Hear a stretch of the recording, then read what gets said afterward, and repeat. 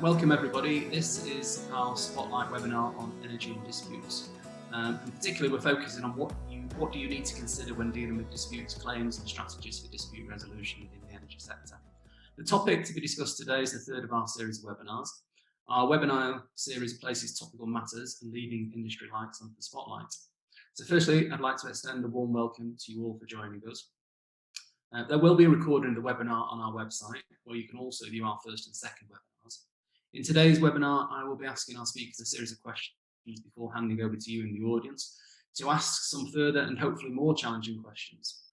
These can be placed into the chat as we go or at the end after the discussion, and Rob and Tom will probably pick up on any questions in the chat that they think they can deal with as we go, but we'll have time at the end to deal with them as well. So by way of introduction, I am Damian James and I act as a delay and quantum expert in the UK, the Middle East and Africa. I supplement my practice by acting as a dispute resolver in adjudications and arbitrations, and also by lecturing with certain academic institutions. I have worked across the energy sector with significant experience in oil and gas, coal-fired, solar power, wind power and hydropower facilities. And today I am absolutely delighted to have with me two leading lights in international arbitration and construction law. Firstly, and in no particular order, I'd like to introduce Rob Wilson. Rob is partner and head of the energy disputes practice at the leading international law firm CMS, which will be known to most of you in the audience today. Rob has been advising on disputes since 1994 and has worked with the energy sector since 1998. Rob is experienced in litigation, international arbitration and mediation, where he acts both as a mediator and in representing clients.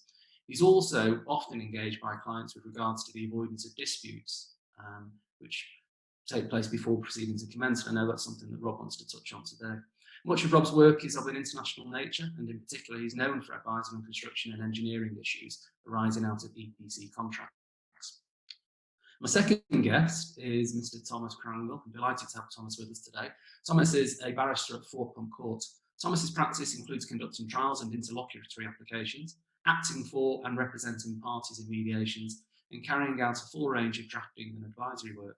International arbitration forms a major part of Thomas's work in the areas in which he practices. He's built up a wealth of experience in his field and is familiar with the rules of all the major international arbitration bodies. Rob, Thomas, again, good morning. Thank you very much for joining us. We have collectively chatted previously and discussed the energy sector in the post-COVID-19 period. And whilst COVID continues to dominate our daily lives, both personally, socially, and on a professional level, there are positive signs in the energy sector. Today, I want to look at the energy projects and the challenges particular to the resolution of disputes in that sector. COVID-19 has clearly impacted the energy sector and has drawn some attention, which has been both negative and positive, on climate policies in the midst of the global focus on economic recovery. Global focus has seen the world economy stimulate investments into cheaper and cleaner energy. This stimulus has come at a time when lockdown measures, social distancing, and the world of virtual working has led to a decrease in demand for global energy. But the strategy of renewable policies and regulations in the global economy has seen the attractiveness of global energy increase. So, conversely, and in the aftermath of the COVID-19 pandemic and the move towards vaccination, it is apparent that the economy has been suitably stimulated to move toward a cleaning up of the energy sector, so to speak. There is now much talk of cleaner energy, low carbon technologies and technological improvements. As investments in the sector improve, the need to manage the investments and provide greater confidence for future and continued investment is required. Construction in the energy sector needs to distill confidence, and you two gentlemen are at the forefront of that. Obviously, my practice is in delay and quantum, and we mostly find ourselves in the dispute arena. But Rob, it's obviously a pleasure to have you. Thank you very much for joining us. I know you are a very, very busy man. You have a heavy focus in your practice on dispute avoidance. Disputes in the pre-COVID period were not uncommon. What do you expect for the energy sector in the future? More disputes, less disputes? And how, importantly, can energy disputes be avoided? Well, thank you, Damien. Yes, firstly, thank you again for inviting me to join you today for this spotlight session. It's a privilege and delight to be here with you and to be joined by Tom. You've posed a number of questions there. I suppose what I'd like to start by doing is talking a little about what I mean by dispute avoidance. As you mentioned, the real focus for me is to assist clients in avoiding disputes. Now, as to whether a dispute can be avoided will, of course, very much depend on a number of factors. one of the biggest factors is at what stage the lawyers actually are invited to get involved. Dispute avoidance also very much depends heavily on the particular facts and circumstances of the situation that have given rise to the potential dispute. However, I think it's fair to say that in my experience, many disputes arise out of the way in which the project has been undertaken. I'm speaking in particular about EPC disputes here. Sometimes the contract may not have been properly or fully understood when it was entered into, or it may have been properly and fully understood by the lawyers involved, but perhaps the areas of risk that may have been compromised through some of the drafting, those have not perhaps flowed down and been fully understood by the project team. And as a result, if that is the case, then these issues could develop and become problematic. So the key is for these issues to be addressed early, and if the risk is recognized at an early stage, then that then allows the parties to consider their respective positions, to consider the strength of their position, to perhaps change the way they're dealing with the matter, and to move forward in a manner that perhaps will avoid the issues becoming very contentious and a full-blown dispute arising.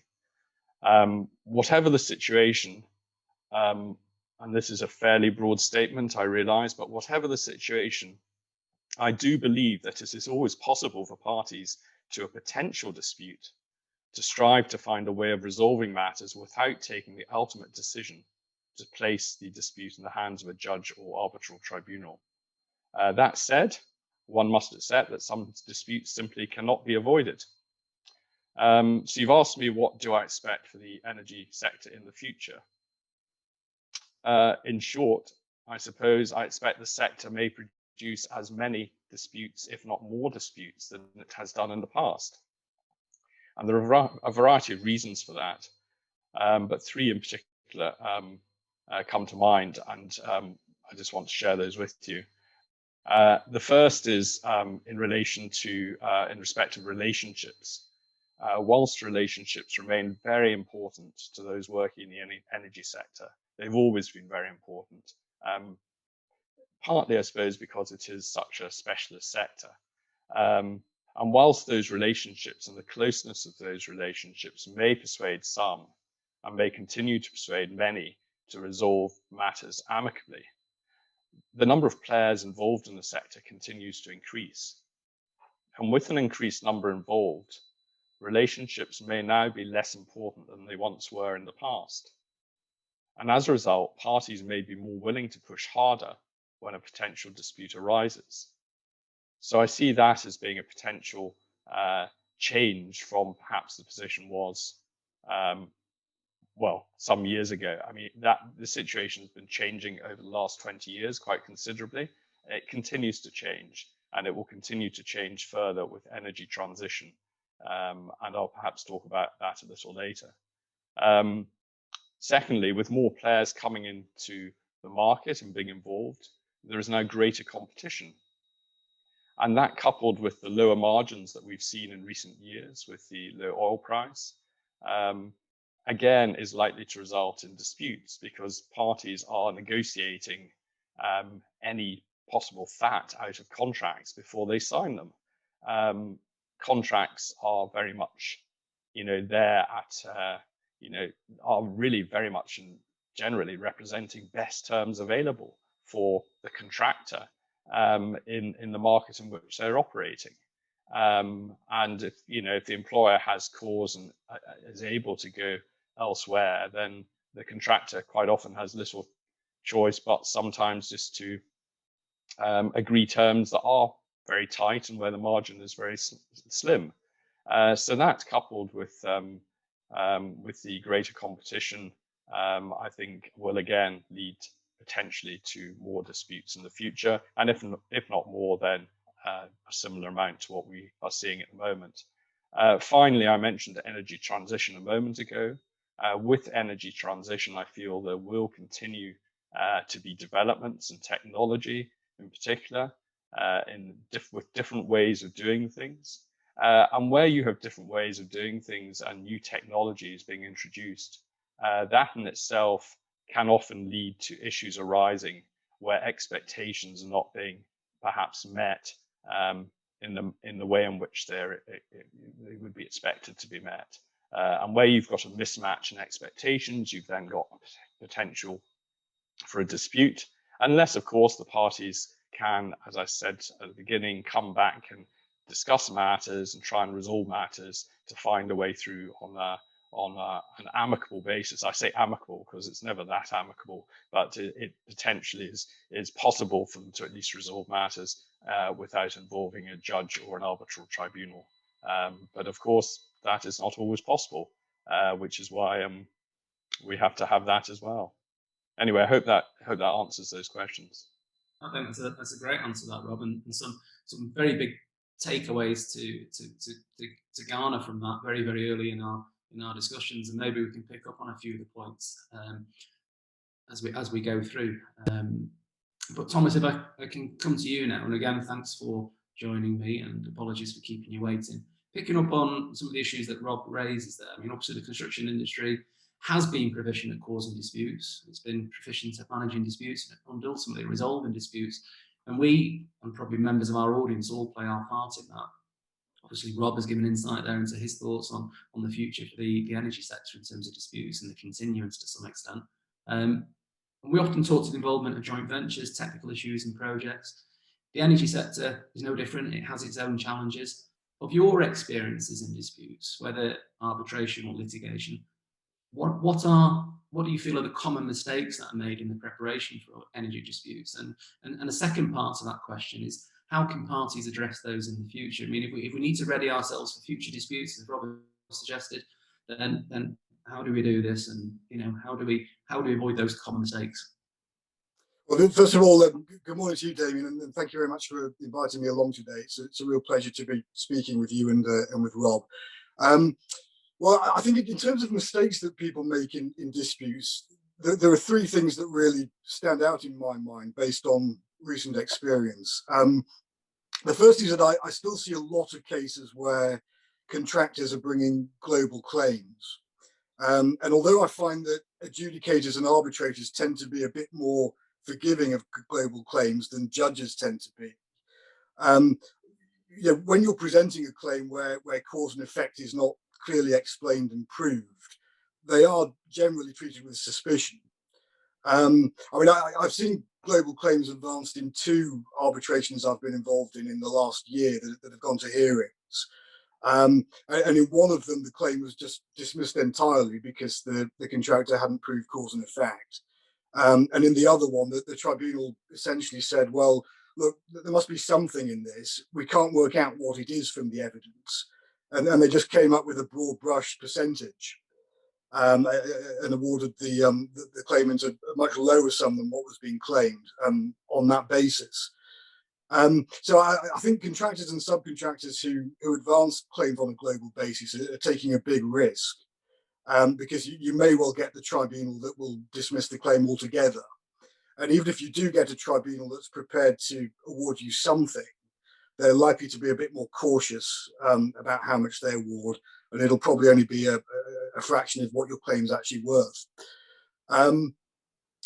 So I think tribunals tend to respond a lot better to contractors who at least make an attempt to prove cause and effect, rather than just saying, oh, it's too difficult, we can only do it on a global basis. So I think that's the first mistake I'd point to. The second one, I think, is failure to give notices during a project. I mean, it still surprises me how many cases I get that involve situations where there is a condition precedent requiring a notice to be given, and the notices either haven't been given at all or haven't been given on time.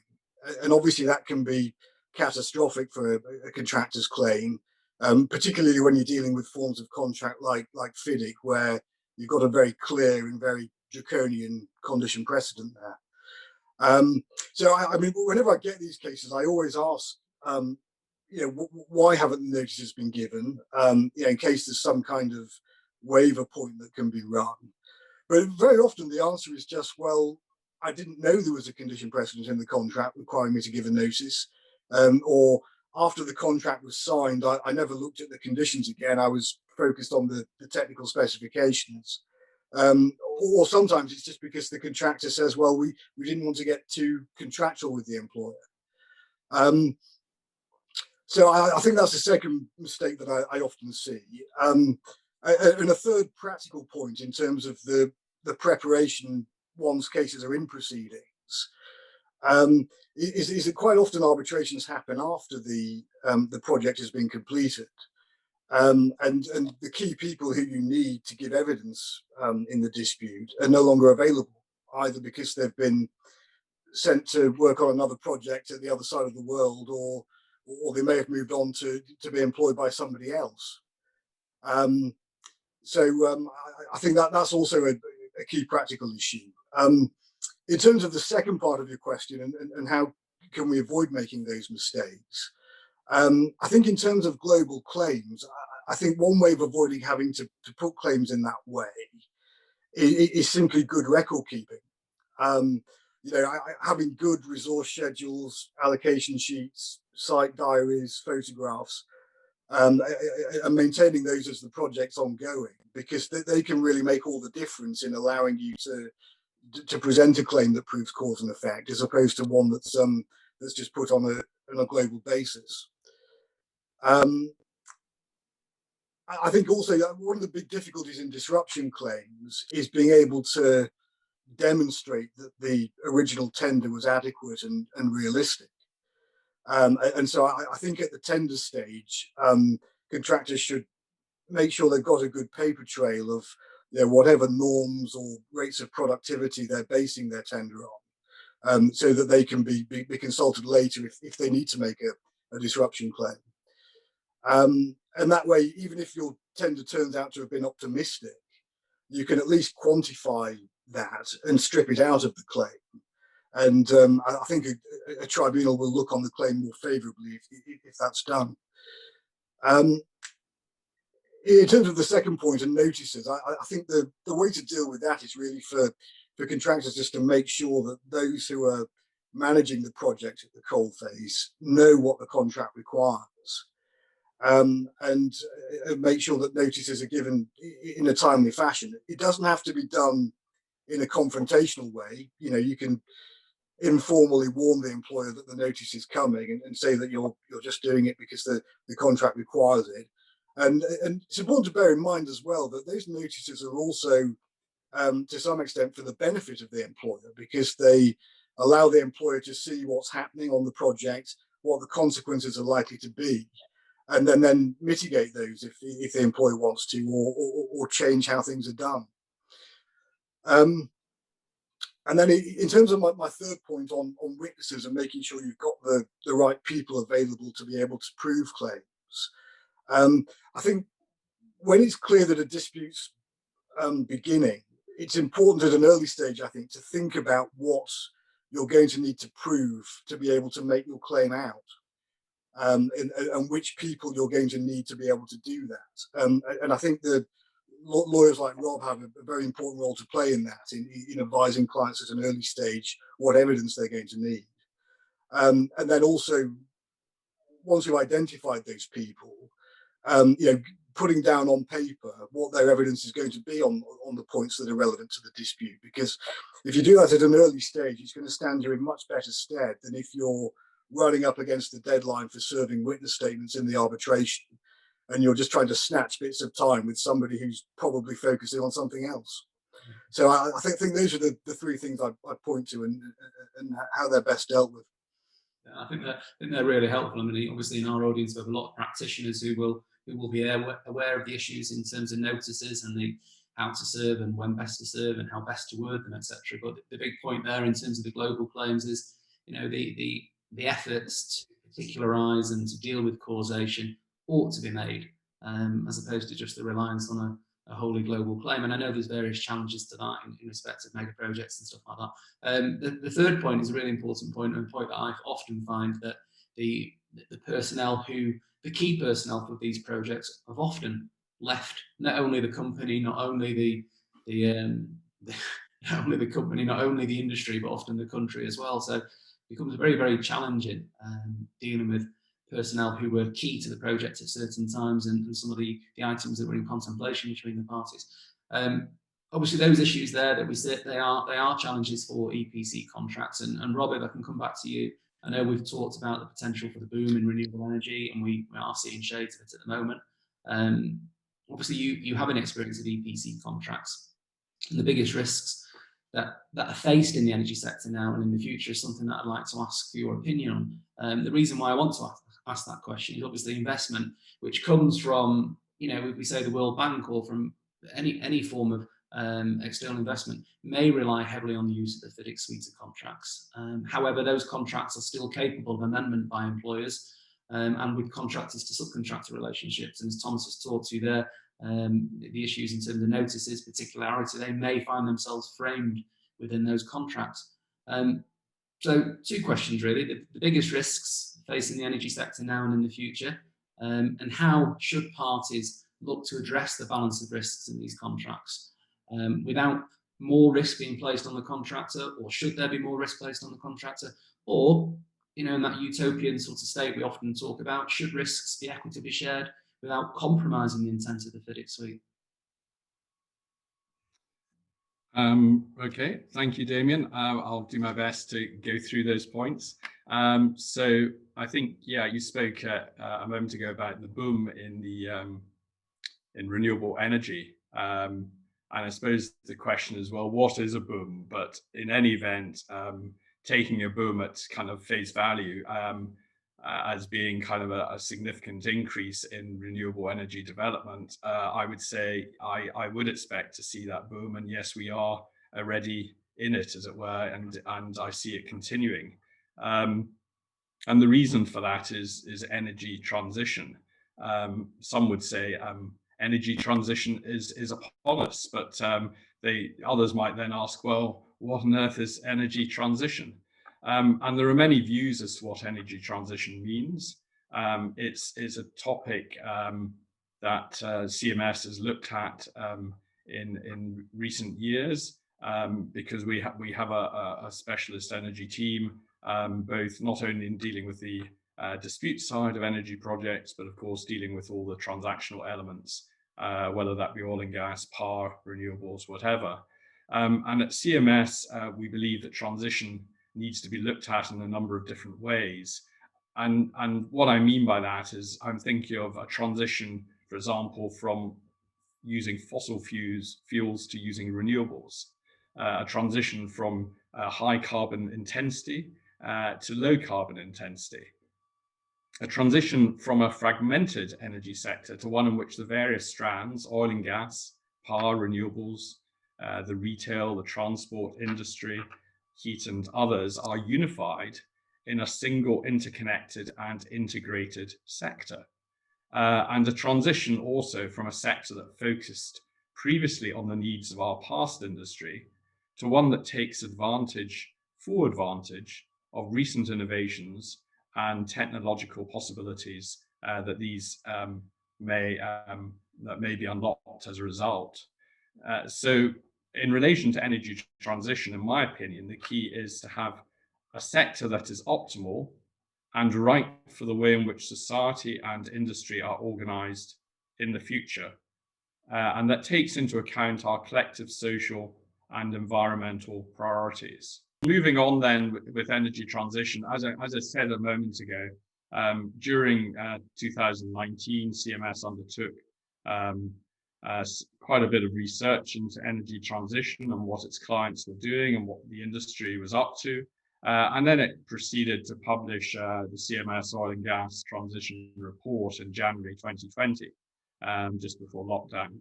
And the results of the research that we found, which focused on around 15 of the world's largest international oil and gas companies, was that nearly all of those companies were addressing energy transition to some extent, and were doing so due to a combination of multiple drivers and pressures in the market.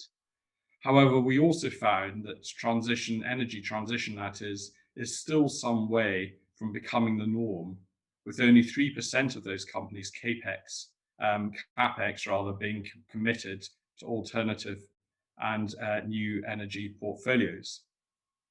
Now, whilst all the big players are engaged to some extent, we expect that many of the medium-sized companies in the oil and gas sector will follow suit in the coming years. And we also see all of this forcing change upon the supply chain, which has generally been slow to react to energy transition, at least so far. So turning then to the biggest risks, I think you asked me to talk about the biggest risks facing the energy sector now and in the future. And I've mentioned the use of new technologies and the risk that that may give rise to a mismatch in the expectations and as a result, more disputes. However, in my opinion, the biggest risks facing the energy sector now and in the future are the risks associated with achieving a successful energy transition. The risks associated with new technologies form part of that. But as a lawyer who spent many years dealing with EPC contractual disputes, I know that the risks that my clients normally face relate quite often to issues of quality, time, and money. And those words, I'm sure, will resonate with many in the audience. And I think broadly that those will continue to be the biggest risks and the biggest challenge that faces the sector going forwards as our clients grapple with achieving energy transition and grapple with those issues of quality, time, and money in perhaps projects that are slightly, well, maybe novel or maybe at least a little different, if not a lot different, from those that they've dealt with in the past. And those challenges and those issues are difficult enough when one deals with a project that is one that is quite familiar to the employer and the contractor. So dealing with projects that are less familiar, I think, will potentially be a challenge. Now, you also, I think, Damian, touched upon the Fidic suite of contracts and asked me whether or not, whether or not risk should be allocated on an equitable basis between the parties or in some other way. And I think what I'd like to start by doing is setting out a few broad principles on Fidic and on these issues, because which party should bear the risk in a contract, we all know is very much dependent upon the nature of the project and the balance that the stakeholders wish to have between the four elements that are normally found in that project. And those elements I have in mind, firstly, price, second, quality, third, time, and fourth, control. So price, quality, time, and control.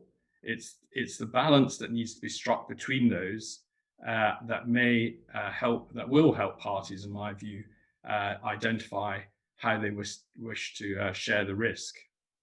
And Tom has mentioned Fidic as well, and I'm sure that all of those watching, or at least the majority, will know about the Fidic Rainbow suite of contracts and how that suite has been basically formed from a number of different contractual forms, all being given a separate color, hence the name Rainbow Suite. And the great benefit of the Rainbow Suite is that the allocation of risk has been carefully worked out in advance, and it has been factored into each and every one of those contracts, and each color represents a different allocation of risk aligned with a different set of circumstances. And what this means is that by choosing the correct color or form of contract at the start, the hope and expectation is that there will be far fewer amendments needed when negotiating that contract than might otherwise have been the case or be necessary were you using a single standard form of contract. And the way in which Fidic has done this is by reference to two key elements. Firstly, they've considered who should bear the responsibility for the design, and secondly, how the risk should be allocated. And their intention and strong advice, as I say, is that the Rainbow Suite is a suite of contracts from which the parties can choose the right form at the outset, and that form in itself, and without significant amendment, will achieve the correct risk allocation. So the mantra is parties should not blend the colours. Like all construction contracts, the operation of a Fidic contract is very much dependent upon the parts of the contract working correctly and together. And if amendments are made then to the general conditions, then you could end up with an entirely different risk allocation than the parties expected. And in fact, quite a muddle in the contract with regards to allocation of risk. So if amendments are to be made to Fidic forms of contract, then the idea is that they should only be included in the special conditions, and they should be kept to a minimum so as to maintain the integrity of the base Fidic form of contract.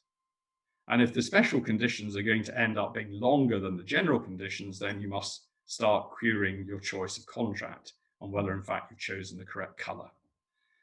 So that's the idea.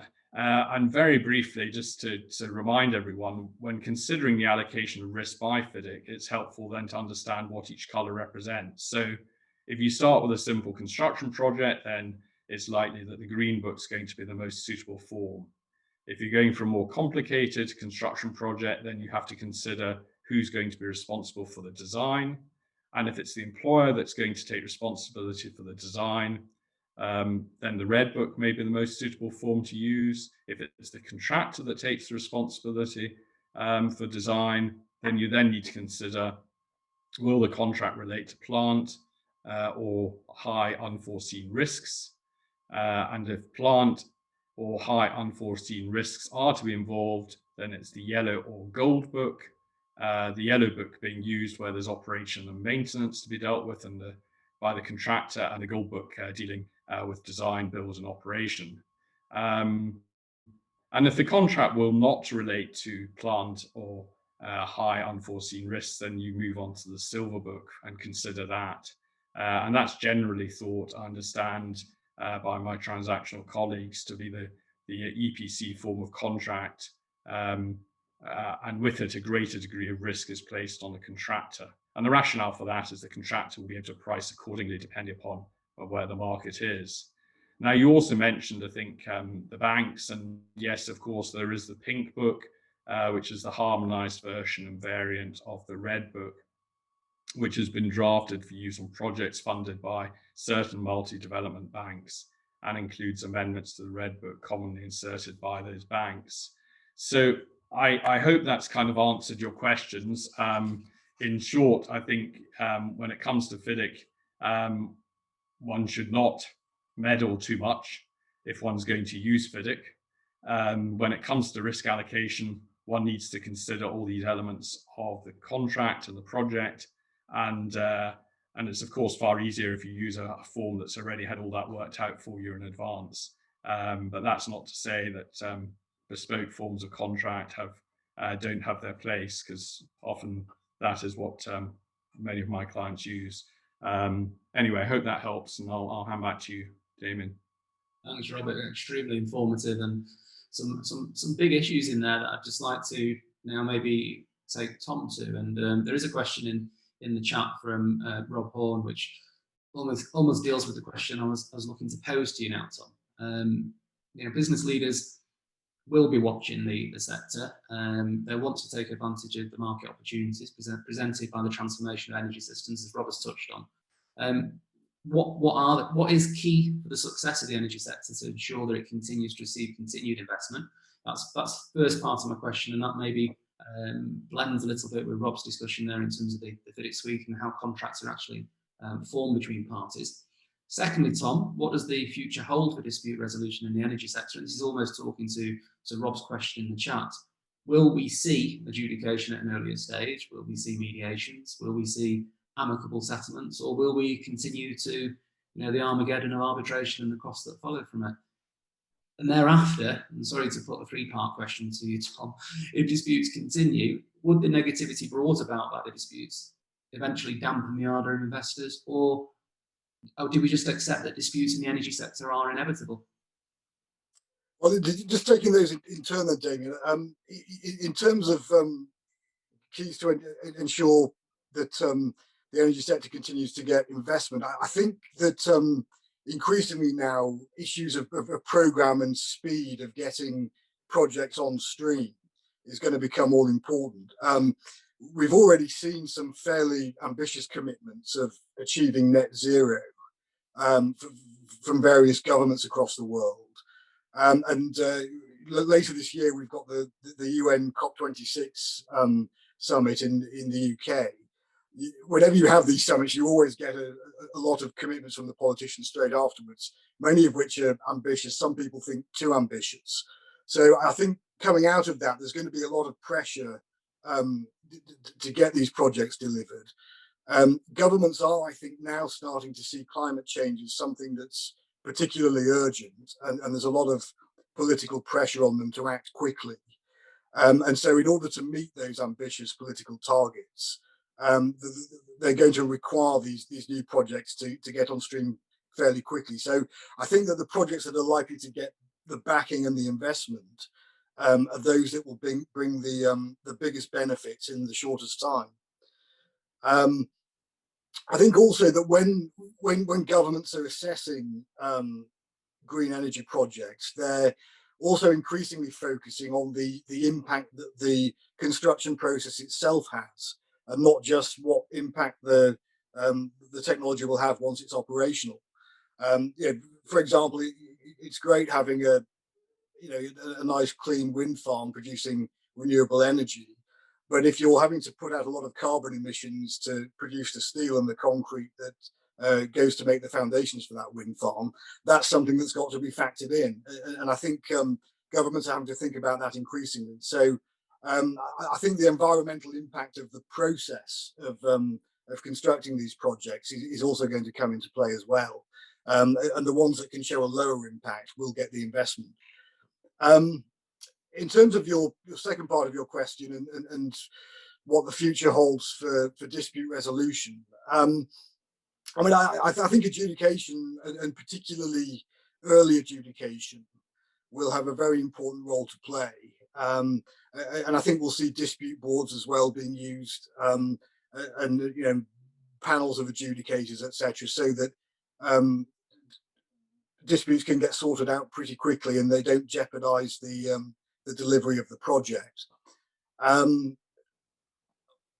think that the sort of traditional lengthy kitchen sink arbitration is, I think there will still be some, but there'll probably be fewer, particularly if the parties have already adjudicated, because you tend to find statistically that once parties have been through an adjudication, an independent third party's looked at it and given them a decision, then they don't usually have the stomach to want to reopen that in an arbitration.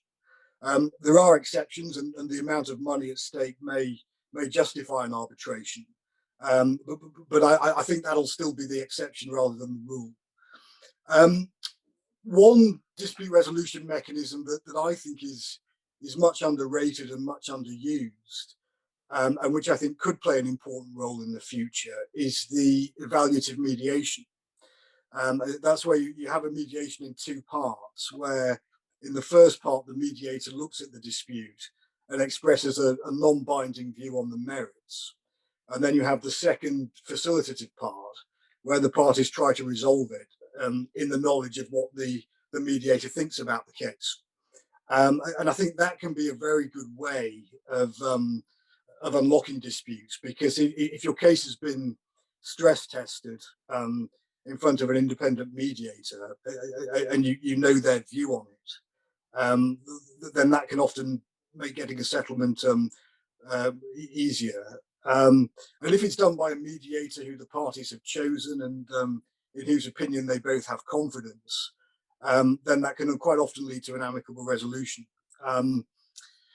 I think that disputes that turn on how contracts are to be interpreted and questions of law that don't require much evidence, I think for those we'll probably see swift court and arbitration procedures being used.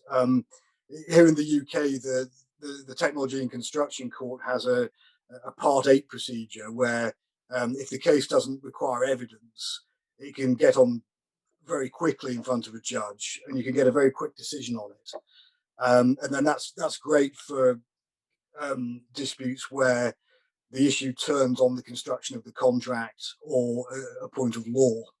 And I think also a lot of the institutional rules for arbitration have expedited processes for dealing with issues like that. So I think we'll probably see those being used more in order to get the disputes resolved quickly in a way that doesn't derail the whole project. And I think also you'll see pragmatism from parties. For example, where you have defects in the works, you might see a situation where the employer agrees to pay for the remedial works, but on a without prejudice basis, and then subject to the parties arguing later who should ultimately bear the cost of that, just as a way of keeping the project on track. So I think we'll see a lot of that. And then in terms of the third part of your question, and whether disputes will dampen the ardour for the energy sector, I think, as Rob said at the outset, there's a lot you can do to minimise risks and make sure that they don't cause big problems for a project when they happen. But I don't think you can ever eliminate the risk of disputes entirely. I think that in the energy sector, you're dealing with some fairly cutting-edge technology. You're dealing with contracts that are fairly complex. And I think that means that a certain level of dispute is going to happen whatever you do. But I think that can be managed in a way that doesn't put off investors if you have contracts that have a range of options available for dealing with those disputes, and they're options that allow them to be dealt with quickly and at a proportionate cost.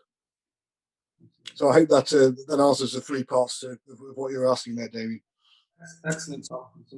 I think your discussion on mediation, unlocking merits, etc. I think it's absolutely essential in dispute processes. It's not always used. It's often an underrated tool, I think, sometimes. But maybe we'll see that in the future. But let's just accept now that we are in dispute situations. And I know, Rob, you clearly advocate dispute avoidance, and we've taught of the opportunity to head disputes off at the pass, and good contracts and good drafting.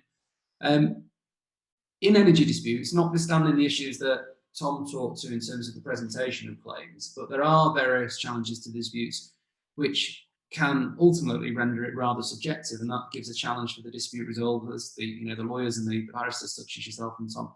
And those issues are maybe language, location, and the involvement of, say, foreign states. In your experience and what you also see for the future, when the disputes do arise, what are the most challenging aspects? Thank you, Damian. Thomas touched on a few of the thoughts I'd had on this earlier when he talked about the common mistakes made and preparation for energy disputes. Because where the mistakes are made, then as Thomas flagged, then obviously challenges then do arise when it comes to a dispute. But the aspects that are most challenging will, again, to state the obvious, obviously considerably vary from one dispute to another.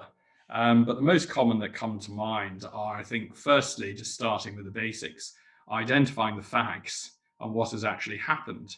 Now, that may sound daft, but actually coming in as a lawyer to a contractual situation, perhaps a contract that as a disputes lawyer, I've never been involved in before, and being told, well, we've got some issues here, trying to actually understand what has happened and what the issues are, and the full factual position can be quite a challenge.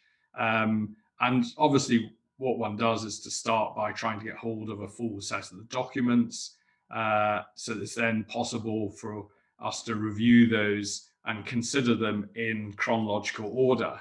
And all lawyers like to read a story, and like to take things through. Well, actually, I shouldn't say all lawyers, because no doubt some on this webinar may say, well, I disagree. But anyway, I certainly like to read a story and take things through from the beginning to the end in chronological order. And actually, doing that can be tricky, because records are kept by clients in different ways, and they're not necessarily always kept in a perfect chronological fashion. They're perhaps kept across many different files or physical locations, or these days virtual locations. So what I'm thinking about in particular is, for example, EPC claims, where you might have variations being claimed in relation to a contract. And obviously you need to start by thinking about, well, what is the contract and what's the scope? But then you need to understand exactly the nature of the variation that's been claimed. And then, because you may be some years down the line from when that variation was claimed, you need to understand exactly what went on and how the matter was dealt with at the time, particularly if there's purported delay or disruption that has been claimed to have also arisen. So that's the first point, I suppose. I mentioned that documents are not always kept and stored in the right way, and experience has taught me just not to expect anything different, and just to hope that one can pull the documents together. This often arises, for example, in international projects where people have worked remotely from their main offices on site. Documents, in particular email correspondence, may be stored locally on laptops, and in fact, where you've got an international company involved, then in fact those laptops, if it's not stored on laptops, the documents may be stored on different servers located in different parts of the world. So retrieving a full set of documents, again, is a challenge for that reason. And that again means that piecing together the story and what went on can be tricky. And only when you can actually understand what has gone on, as well as what the contract requires and what it says, can you then start to actually form any view on the merits. So yes, that's one of the initial challenges. And of course, the location and condition, as it were, of the documents may then lead to challenges in satisfying disclosure obligations at a later stage, should the matter proceed to full-blown litigation or arbitration. Now, where the documents are available, obviously one then needs to give careful consideration to whether or not all the documents are in fact those that you wish to share with the counterparty or should be shared, because there may be privileged documents amongst the bundle that you've been given. So there needs to be some consideration given to that, and to ensure that privilege is not waived unintentionally.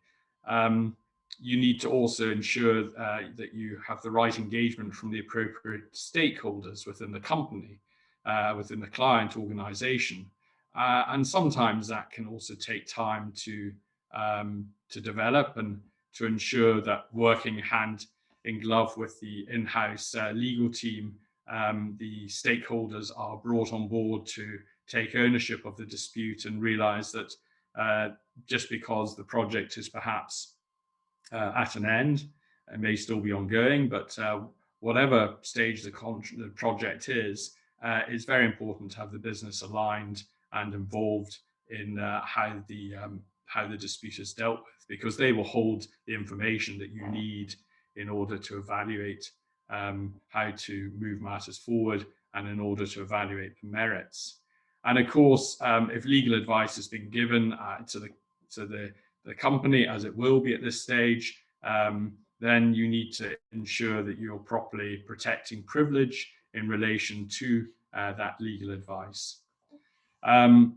Now, if the lawyers are able to recover the documents and are able to piece together the story, then the next stage, of course, is to sit down and speak to the people involved, to put flesh on the bones that you've got from reviewing the documents. Regrettably, disputes often arise some months or indeed years after the events have taken place. And as Tom mentioned, Thomas mentioned previously, sometimes the witnesses of fact may no longer be available. And this is certainly something I've had first-hand experience of, where I've asked to speak to a witness and found out that they're not available, and in fact they left the company in rather a tricky situation, so it's unlikely they will be available going forward, and that doesn't help matters either. So ensuring witnesses are basically identified early on and then and are available for us to speak to is key. And if a witness is available, then of course the difficulties don't stop there, because they may be located the other side of the world. So the logistics and costs associated with sitting down with them and going through the documents and taking down their accounts with a view to then eventually preparing a witness statement, that of course can be a challenge again.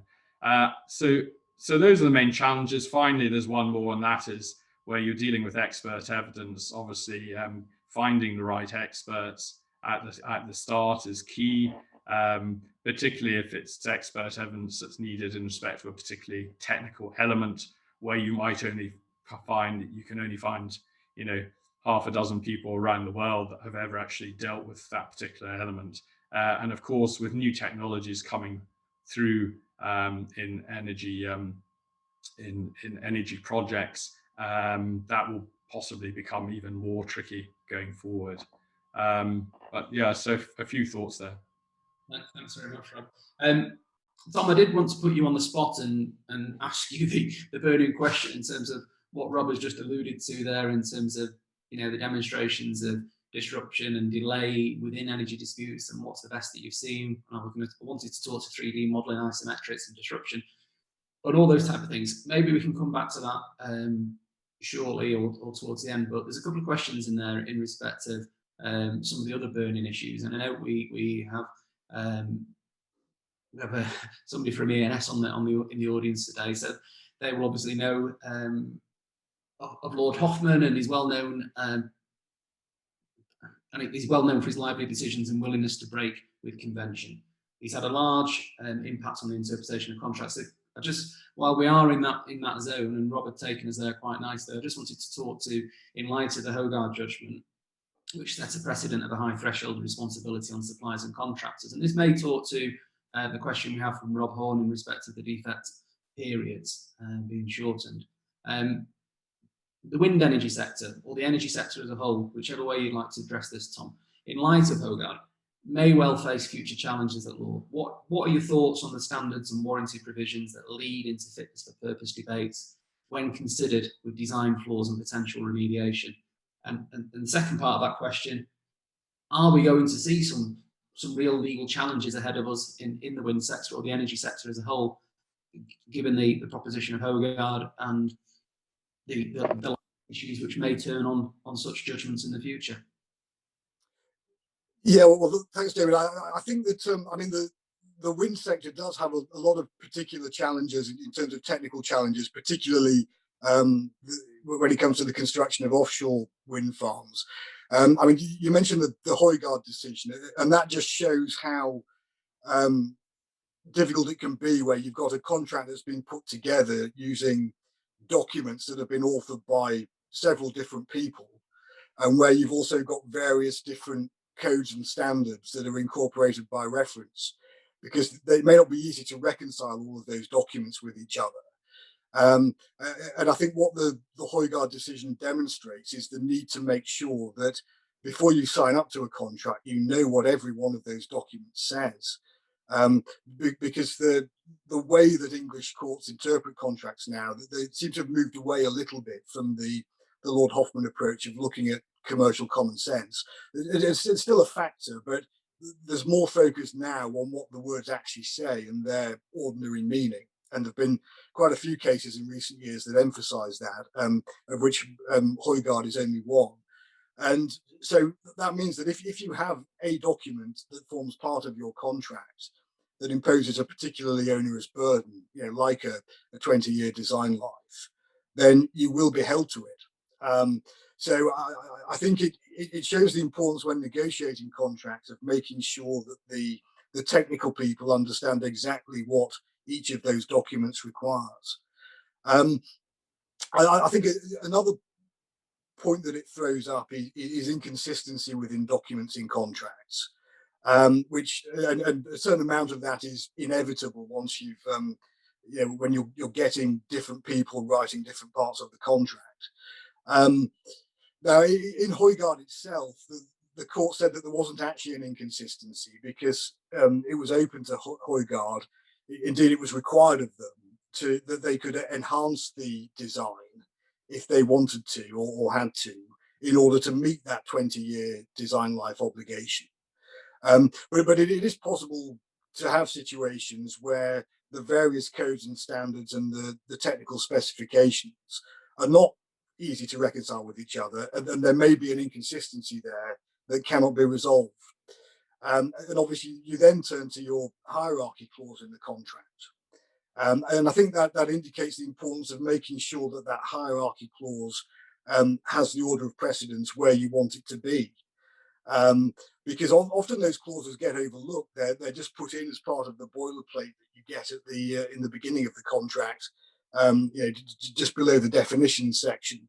But I think it's something that requires careful thought, because if there is a particular part of the contract that you think is important and that you want to take precedence, you need to make sure that that's in there and above any other provisions that might conflict with it. So that's the Højgaard case, which obviously was a wind farm case. And as you rightly point out, Damian, that there are some specific issues that I think you do see in the wind sector.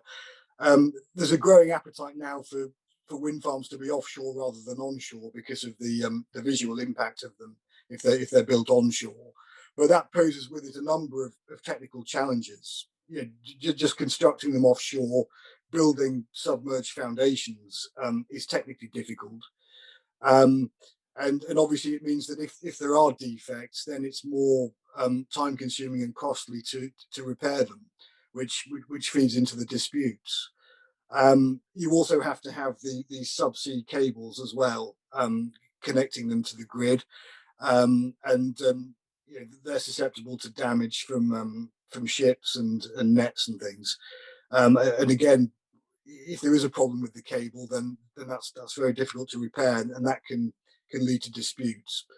A particular problem that you have with wind as well is the being able to predict the output of a wind farm, because obviously the wind is variable. You get peaks and troughs in output, and so it's important that designers are very careful in terms of what they sign up to in terms of output guarantees. You don't want to be over promising and under delivering on what the wind farm's actually going to produce. And I think another increasing challenge with offshore wind farms is the environmental impact, the effect on marine life, birds and things. And there's a risk there in terms of delaying projects and causing costs to increase. If you get things like legal challenges on environmental grounds and that kind of thing, it can often hamper projects. So, I mean, wind's obviously a very important part of the energy mix, particularly in the UK. But it does have particular challenges that I think make that sector a bit more susceptible to disputes than some of the others. Absolutely, that's a fantastic answer. That, so I really appreciate that. I know we are sort of drawing to the end of our time now, and I've got no doubt we could talk to some of the issues that we've raised for quite some time now, and obviously enter into further debate. If we could just take some questions really from the audience, and I know we've probably picked up on a few of them, but Rob, if I can, there's a question here from Rob Horn which talks to impact contracting net zero are key drivers now in the funding market for energy projects and all parts of the development, supply, construct, own, operate. Are being asked to make commitments to these principles. Will that give rise to a new area of dispute? If not, how is the energy sector held to account for promises made? Maybe you can give us some insight on your thoughts on that, Rob.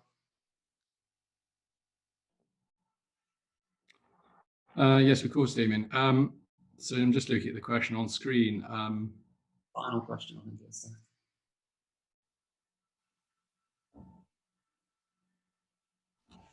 I mean, I think with all, well, will that give rise to a new area of dispute?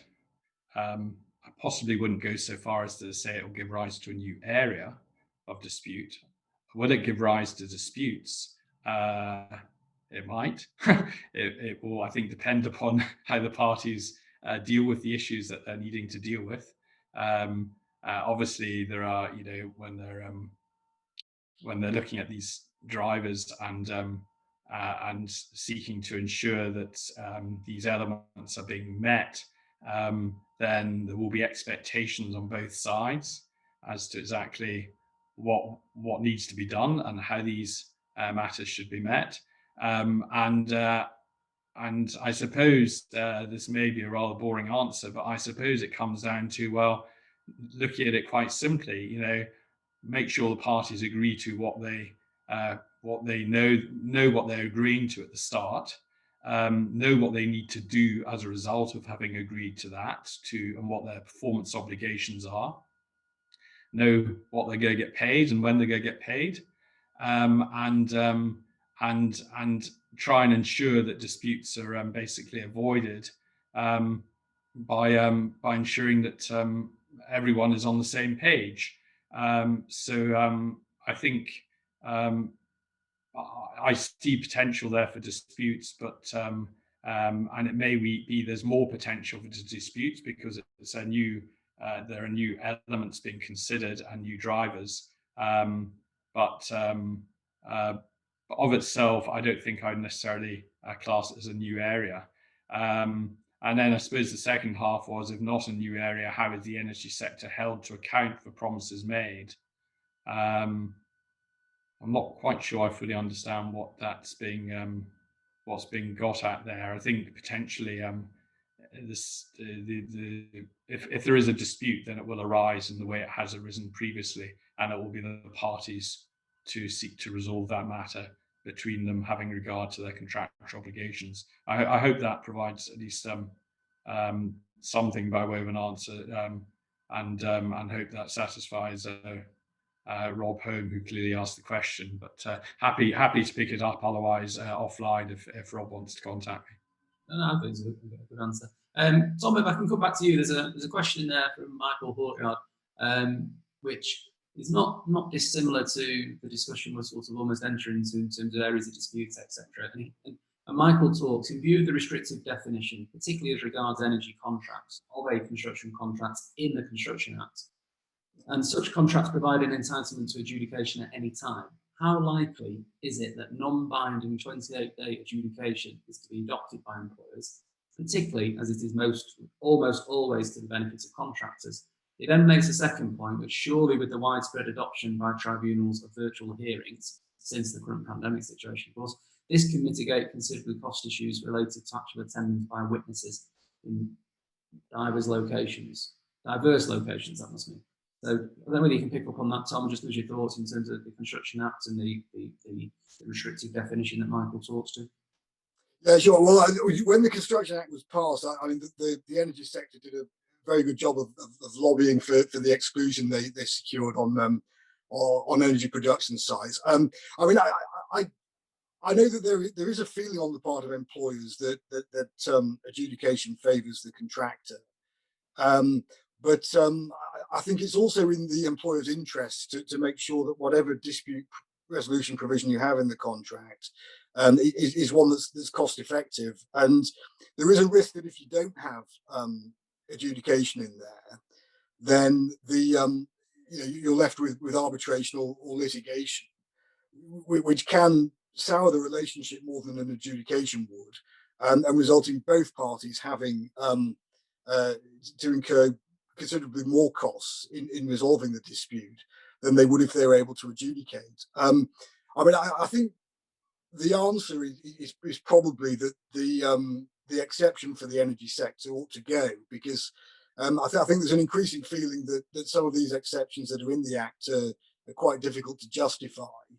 And I think going back to what I was saying earlier about how important programme is going to be for these projects, There's a real incentive, I think, for on both sides, the employer and the contractor, to have disputes dealt with quickly.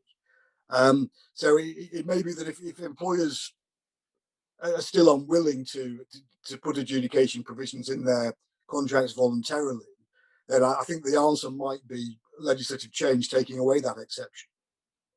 And I think there is some pressure for that as well. And then I think the second point was about remote hearings. And I have to say, I agree. I mean, I was very sceptical about remote hearings. Just after lockdown started in the UK, I was due to start a 3-week arbitration about a project in the Middle East, a transport project. And I thought there's no way that a 3-week arbitration where we've probably, there were going to be times 50, 60, 70 people involved in the hearing, observing it or taking part. And I just thought there's no way this is going to work from a technological point of view. Connections are going to go down. But I have to say, I was very pleasantly surprised by how well it did work. It was very efficient, and I think you do lose something in terms of cross-examination of witnesses. As a cross-examiner, there is an advantage of having the witness in the room there with you, and practical things like a sound delay can make it difficult to cross-examine. But I think overall, it saved heavens knows how many thousands of pounds in airfares and hotel bills. So yeah, I mean, I'm a real convert to the online hearing, I think. Hopefully we'll see it used more and more often, which as a basis to reduce disputes and to get quicker answers, which I think where Michael's going with his actual question. Now, I'm conscious of not keeping you too long. Obviously, one of the issues I wanted to pick up upon, maybe we can just take a quick answer on that and then we can conclude. I wanted to ask you both what your thoughts on the switch to zero carbon are, the phasing out of coal and oil and gas, and we'll probably see gas as the bridging fuel. What do you expect for contracting the phasing out process and decommissioning? Will these be under financial strain and more likely to enter into disputes, or how do you see those progressing? Well, I should try to start with that one. I agree. I think decommissioning often gets forgotten. Everyone's focusing on the new technology and what's coming next. And I think in terms of investment, decommissioning is often the poor relation. I've done quite a few decommissioning disputes, particularly in the nuclear sector. And obviously, one of the big problems there that leads to disputes is that it's obviously heavily regulated in terms of environmental issues.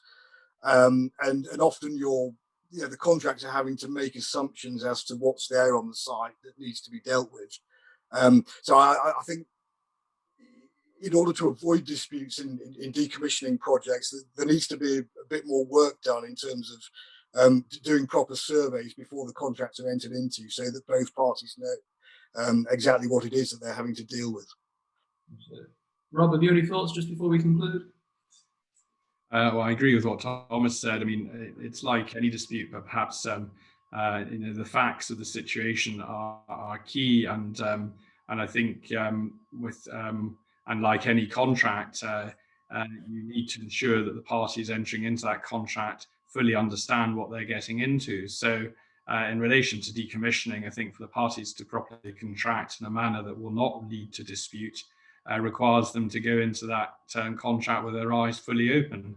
That means they need to understand the condition on site. They need to understand what the potential problems are that might arise. They need to allocate the risk accordingly. There needs to be clarity in that regard, so that one party knows that they bear the risk of whatever it might be. And if all those things are dealt with, perhaps even more so in the context of decommissioning than in the context of a traditional construction project, then hopefully disputes can be avoided, because the parties will know what they need to do and will be paid accordingly. It's where those elements are not perhaps as fully considered as they might be, that I think that's where there is a risk that disputes will arise. So yeah, it's if you fail to prepare, then you should prepare to fail, as I think someone once said. Yeah, I think it's food for thought, and something that people should be keep a close focus on and work hard on to ensure that disputes do not arise. Thanks very much for that, Rob. No doubt we could continue on in our debate for the rest of the day, but I'm obviously conscious of your time and Thomas's time, and I'm very appreciative of your attendance today, and I'm very appreciative of the audience participation, some of the questions. It's always nice for me to be asking questions of lawyers and counsel as opposed to my normal day job of being examined and cross-examined by you. So thank you very much for joining me. I look forward to seeing you in the future when we can all meet up and have a pot of tea or a glass of wine. And thanks very much to our audience for joining us today. Thank you very much, gentlemen. Well, thank you, Damian. Yeah, thank you to the audience for all the interesting questions as well. Agreed. Yes. Thank you, everyone, for watching, and I hope you found it helpful. Thanks once again. Thank you.